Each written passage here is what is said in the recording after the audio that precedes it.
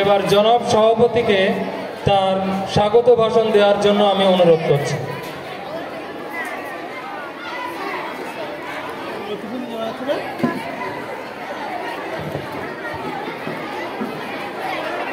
আসসালামু আলাইকুম।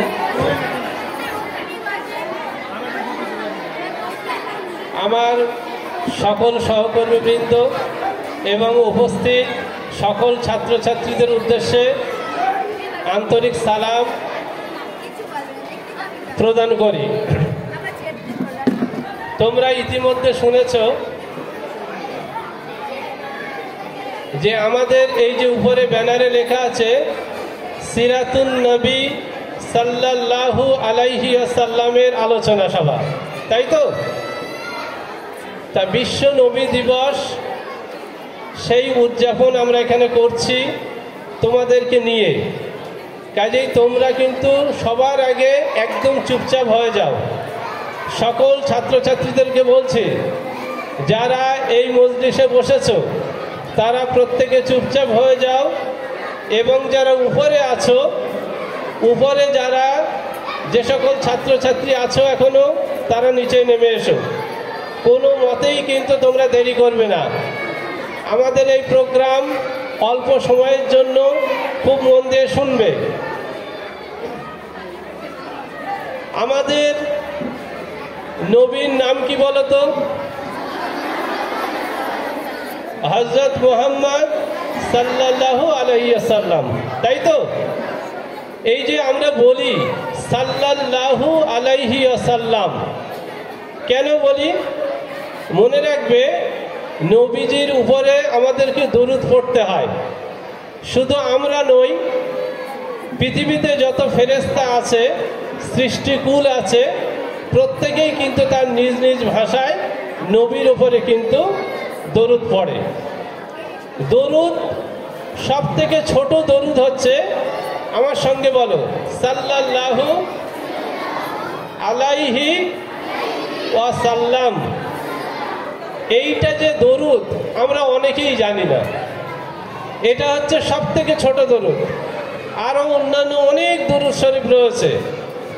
যাই হোক, আমাদের নবীজির নাম যখনই আমরা কানে শুনতে পাবো, তখন কিন্তু আমাদের শোনার সাথে সাথে বলতে হবে, জোরে বলি আর চুপি চুপি বলি, সাল্লাল্লাহু আলাইহি ওয়াসাল্লাম। মনে থাকবে কি বলেছি? যে ব্যক্তি নবীজির উপরে দরুদ পড়বে না, সেই ব্যক্তিকে হাদিস শরীফে বলা হয়েছে কৃপণ ব্যক্তি। মনে থাকবে, সেই ব্যক্তিকে কৃপণ বা কিপ্টে বলা হয়েছে। অর্থাৎ নবীজির নাম শুনলো, অথচ নাম শুনে তার নামে দেখা যাচ্ছে দরুদ পড়লো না। তাহলে তোমরা নবীর নাম শোনার সঙ্গে সঙ্গে পড়বে তো? মনে থাকবে তো? এবারে আমাদের মধ্যে অনেকের ধারণা, তাই তো, আমি তো গোসল করিনি, তাহলে কি নবীজির উপরে দরুদ পড়া যাবে? আমি তো দেখা যাচ্ছে ওযু করিনি, আমার তো ওযু নেই, তাহলে কি নবীজির উপরে বলা যাবে সাল্লাল্লাহু আলাইহি ওয়াসাল্লাম? অবশ্যই বলা যাবে। মনে থাকবে কি বলেছি? অবশ্যই বলা যাবে, এটা খেয়াল রাখবে।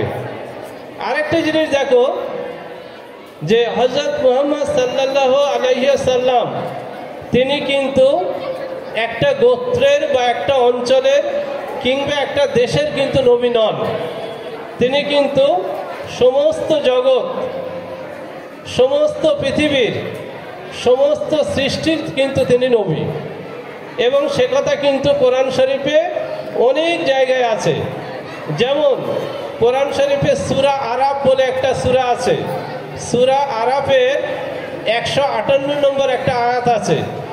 সে জায়গায় আল্লাহ ইরশাদ করেছেন, মানে বলছেন যে হে মানব মণ্ডলী, তাদেরকে জানিয়ে দাও যে আমি নবী সমস্ত মানুষের জন্য প্রেরিত রসুল হিসেবে এসেছি।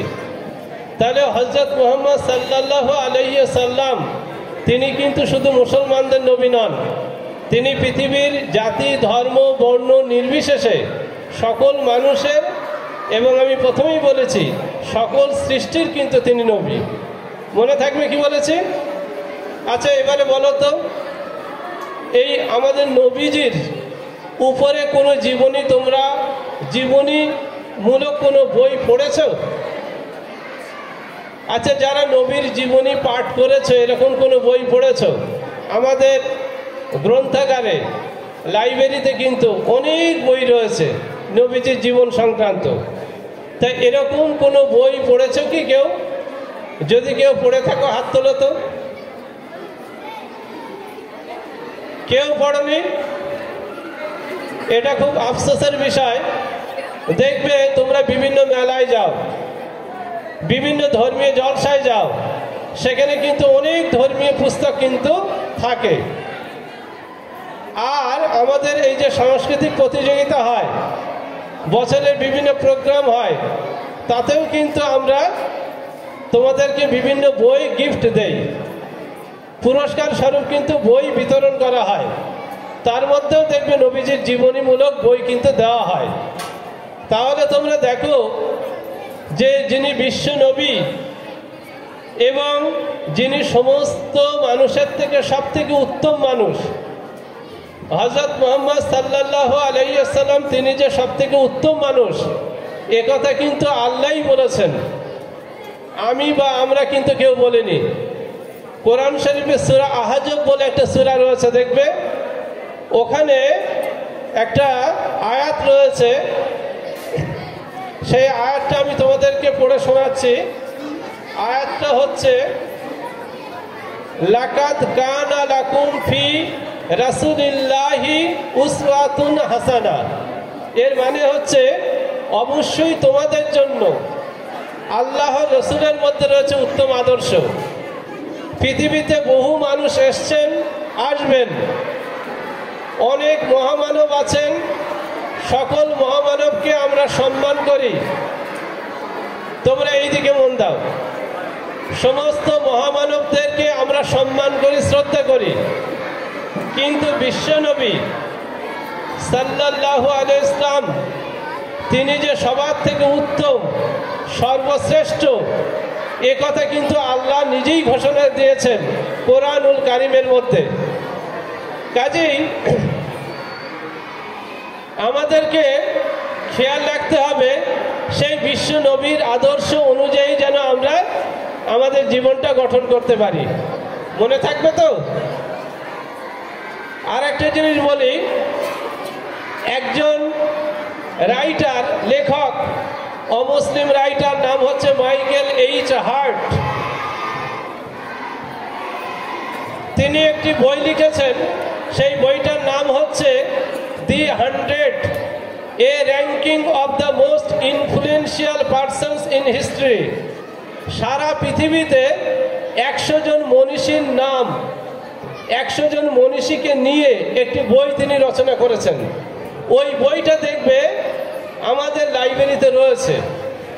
ওই 100 জন মহাপুরুষের নামের মধ্যে দেখবে হযরত ঈসা নবী, হযরত মুসা নবী, তারপরে গৌতম বুদ্ধ, তাদের নাম রয়েছে।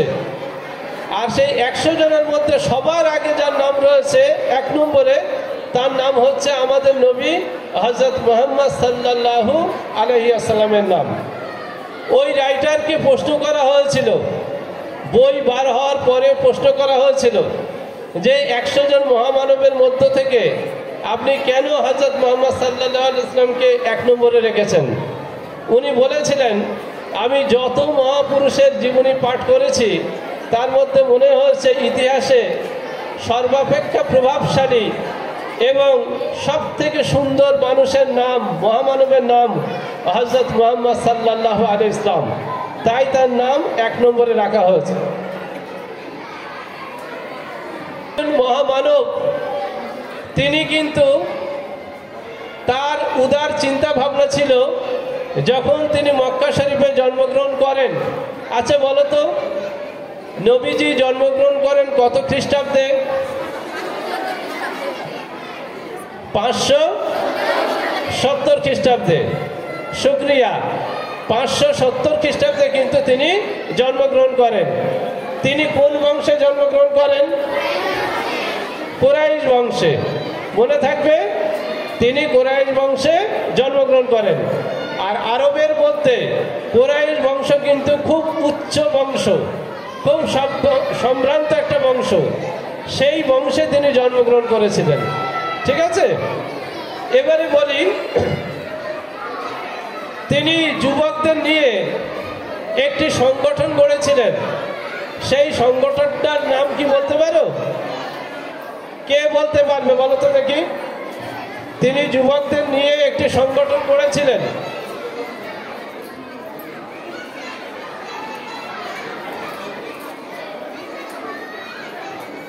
তিনি একটি সংগঠন করেন, সেই সংগঠন গড়ে তোলেন। তোমরা মনটা এই দিক দাও। সংগঠনটার নাম হচ্ছে হিলফুল ফুজুল। মনে থাকবে, হিলফুল ফুজুল। এটা তিনি যুবকদের নিয়ে, অল্প বয়সী যারা যুবক তাদেরকে নিয়ে এটা গঠন করেছিলেন। কেন করেছিলেন?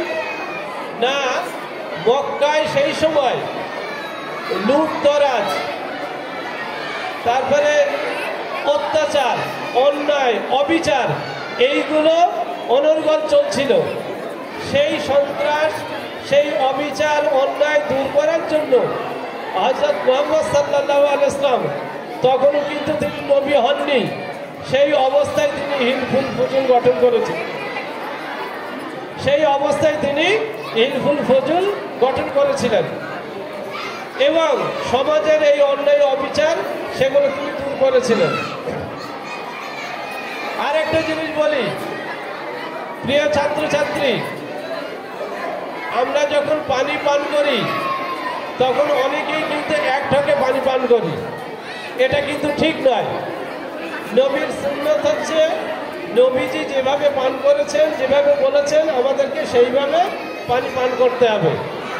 নবীজি যখন পানি পান করতেন তিনি 3 ঢোকে 3 নিঃশ্বাসে পানি পান করতেন।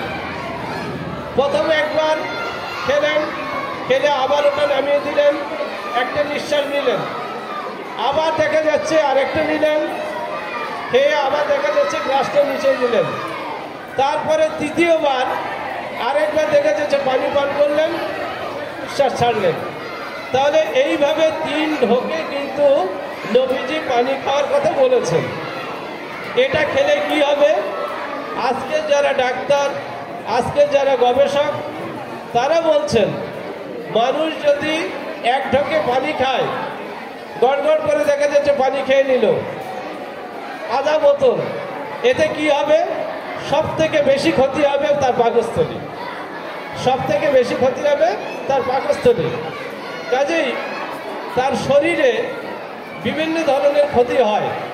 এই কারণেই এক ঢোকে পানি আমরা খাবো না। মনে থাকবে, আমরা ক ঢোকে পানি খাবো, কয় নিঃশ্বাসে পানি খাবো, মনে থাকবে। এটা কিন্তু খেয়াল রাখবে। আবার দেখবে আমাদের মধ্যে এমনও মানুষ আছে যারা কিন্তু দাঁড়িয়ে দাঁড়িয়ে পানি পান করে। এই দাঁড়িয়ে দাঁড়িয়ে পানি পান করলে এটা কিন্তু শরীরে আরো ক্ষতি করে। এটা আমরা হাদিস শরীফে পেয়েছি যে দাঁড়িয়ে দাঁড়িয়ে পানি পান করা যাবে না। দুটো জায়গায় দাঁড়িয়ে দাঁড়িয়ে পানি পান করা যায়। কোন কোন পানি বলো তো, বলো। একটা হচ্ছে আমরা যখন ওযু করি, ওযু করার পরে যে পানিটা অবশিষ্ট থাকে সেই পানিটা আমরা কি দাঁড়িয়ে পান করতে পারি। আরেকটা কথা এসছে যেটা জমজমের পানি, যেটা তোমরা আরবের পানি বলছো, জমজমের কূপের পানি হচ্ছে সব থেকে পবিত্র পানি এবং সব থেকে গ্রহণযোগ্য পানি। সেই পানিটা আমরা কিন্তু দাঁড়িয়ে দাঁড়িয়ে পান করতে পারি। আর এই জমজমের পানির উপরে বা আরো অন্যান্য পানির উপরে গবেষণা চালিয়ে দেখা গিয়েছে জমজমের পানিটা হচ্ছে সব থেকে পবিত্র এবং সব থেকে দেখা যাচ্ছে মানুষের শরীরের পক্ষে উপকারী। মনে থাকবে কি বলেছি? আজকে আমরা নবীর জীবনী নিয়ে আলোচনা করছি। নবীজি যেগুলো বলেছেন, যেগুলো করেছেন সেই সম্পর্কে তোমাদের খুব সংক্ষিপ্ত কিছু ধারণা দিচ্ছি। যেমন নবীজি যখন কথা বলতেন, শুনে রাখো, নবীজি যখন কথা বলতেন এক কথা তিনি কখনো কখনো 3 বার বলতেন, কখনো 2 বার বলতেন, কখনো 3 বার বলতেন। খুব গুরুত্বপূর্ণ কথা তিনি 3 বার করে বলতেন। বা সামনে সাহাবীদেরকে নিয়ে কোনো জটিল যদি সমস্যা আসতো, সেই জটিল সমস্যা সমাধানের জন্য তিনি এক কথা 2 বার, আবার কখনো কিন্তু 3 বার বলতেন। এটা কিন্তু হাদিস শরীফে এসেছে। তোমাদের সামনে আমরা কখনো কখনো যে একাধিকবার বলি, তোমরা হয়তো বিরক্ত হও যে তাই তো এক কথা কেন স্যার 3 বার বলছে বা একাধিকবার বলছে। বুঝতে হবে সে। আচ্ছা, আমাদের প্রধান আলোচক এসেছেন, তোমরা সবাই ধীর স্থিরভাবে বসে যাও, আর উঠতে হবে না।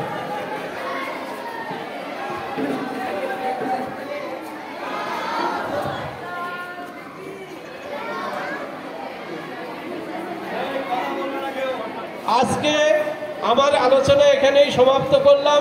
আমাদের প্রধান আলোচক এখনই তোমাদের সামনে নবীর সিরাত জীবন সম্পর্কে আলোচনা করছেন।